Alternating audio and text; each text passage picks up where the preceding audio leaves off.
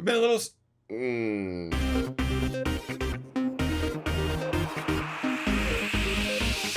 Ginger Runner.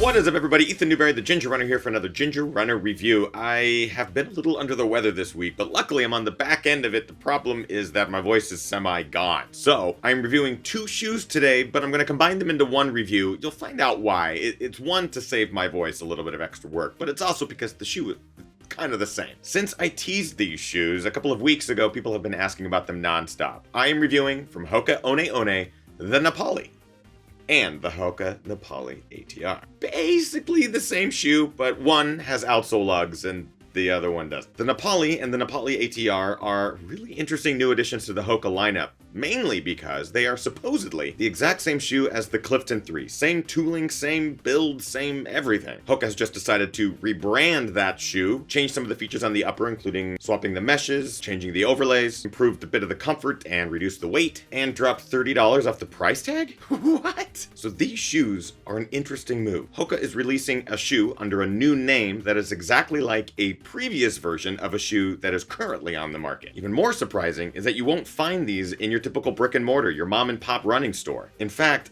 you can't even find them on the Hoka website. I don't know either. Right now, Running Warehouse is the only distributor online that I've been able to find these things. They're the ones that provided the review samples. But why is that? I've been told that this shoe will be marketed at a cheaper price point, so as not to take away from the premium model known as the Clifton. What's weird is I don't look at the Clifton and go, yeah, that shoe's a premium model. I should definitely avoid the dumpster version, Napali. Doesn't make sense. Here's my hot take. The Napali, both the road and the trail version, are more comfortable than the current Clifton, are way lighter than the current Clifton, is surprisingly cheaper than the current Clifton. Can you see where I'm going here? Regardless, let's talk about the things that I like and dislike about the Napali and Napali ATR. Because these are so similar to the Clifton 3 and Challenger ATR 3, you can go check out my reviews of those shoes. Most of the likes and dislikes for those shoes will certainly apply to these versions. And that is also why I combined these two shoes into one review, because really, it's going to be the same review just twice. I'll save you the time, I'll save my voice. Let's get on with things that I like about the Napali and Napali ATR. Wait. The Napali is lighter than the Clifton 3 and Clifton 4, and the Napali ATR is lighter than the Challenger 3 and Challenger ATR 4. In my size 11, the Napali Road is 9.5 ounces. Pretty decent. The Clifton 3,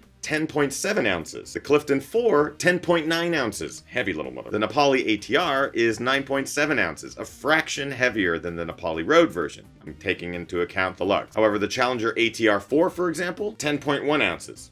Lighter than the Clifton version, but still heavier than the Napali ATR. So yeah, they're lighter. Comfort. I actually found both these shoes to be damn comfortable. We're talking about the upper, which is kind of a redesigned mesh. The overlays are a little bit different than the Clifton versions. I thought both shoes were pretty dialed in the comfort department. The mesh and overlay redesign is success in both shoes. The cushion in the shoes is soft, but more responsive for sure. Very reminiscent of the Clifton version. I can definitely see how they are essentially the same with a bit redesign. Durability, this is probably one of my bigger likes, only because I was expecting, because of the price point being so much lower than the Clifton, that these shoes would disintegrate upon impact. After nearly 100 miles in the Napali Road and just under 70 miles in the ATR version, both shoes are holding up way better than I thought. I'm not getting any seam splitting, any upper wear. The outsoles are holding up really nice as well. So durability, which would be my main concern, is better than I thought, and that's awesome. And finally, price. I've already talked about it. $30 cheaper than the Clifton alternative. Why spend $130 when you can spend $99 on what is essentially the same shoe that is lighter,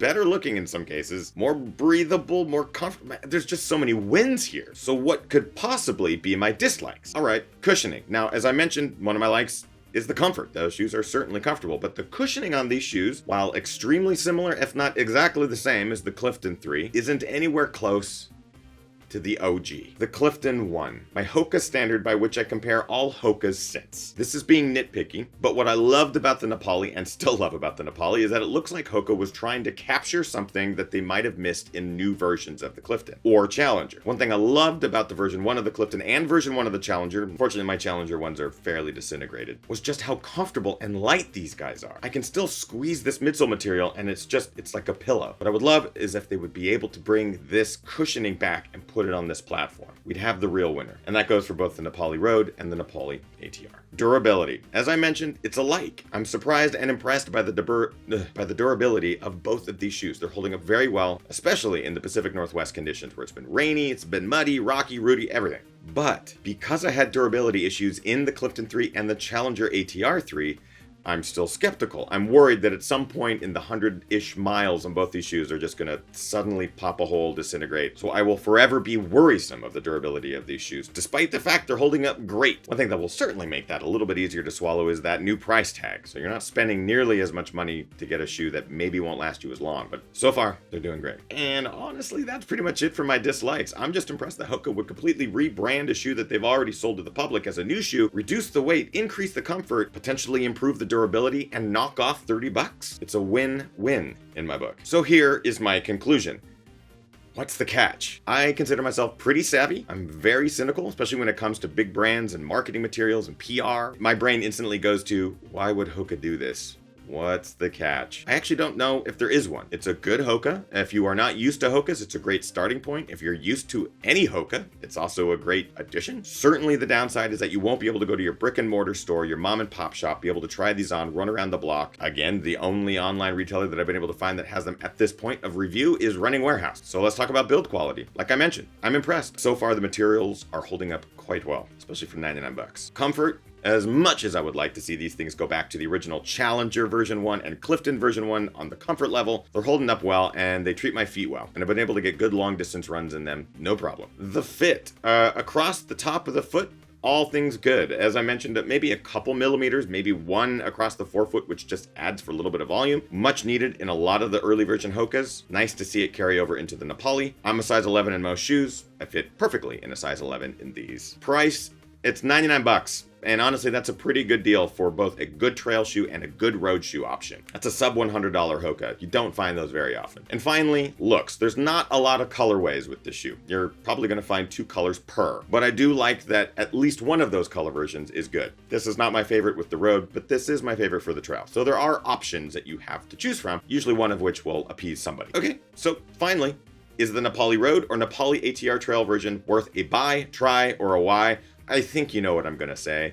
Solid buy. If you've got 99 bucks and you need a road shoe or a trail shoe, or you just have a couple extra bucks to spend, grab a pair. Especially if you're used to Hokas and you want something that'll get you through racing and training and all that good stuff, grab a couple. And of course, if you have more questions or want to get a pair of these for yourself, I have a link in the description. It helps the channel out too. So click the link over to Running Warehouse, grab a pair of either or both. And that, my friends, is it for my review of the Napali Road and Napali ATR trail version. Yeah, big fan. So then my question goes to you. What do you think of the Napali? Have you got a chance to run in it yet? Did you get a pair for yourself? Are you running trails, road? Which is your preference? Let us know in the comments below. If you like this review and you would like to see more reviews, more films, more videos, all sorts of good stuff, make sure you subscribe to this channel. We're almost at 100,000 subscribers. What? And as with every human on Earth, social media. You can go like, subscribe, do whatever you need to over there as well. Lots of fun stuff happening. If you want to support the channel, keep the lights on and the mics hot, the Patreon link is where you can do that. You can go to patreon.com/thegingerrunner for as little as $1 a month, and some really cool perks happening right now. So that, my friends, is it for today's review. I hope you enjoyed it. I am going to go get more rest. Got a long weekend of miles ahead. I hope you're able to get out there, train hard, race harder, and party the hardest. I know I am. See you guys next week. Bye!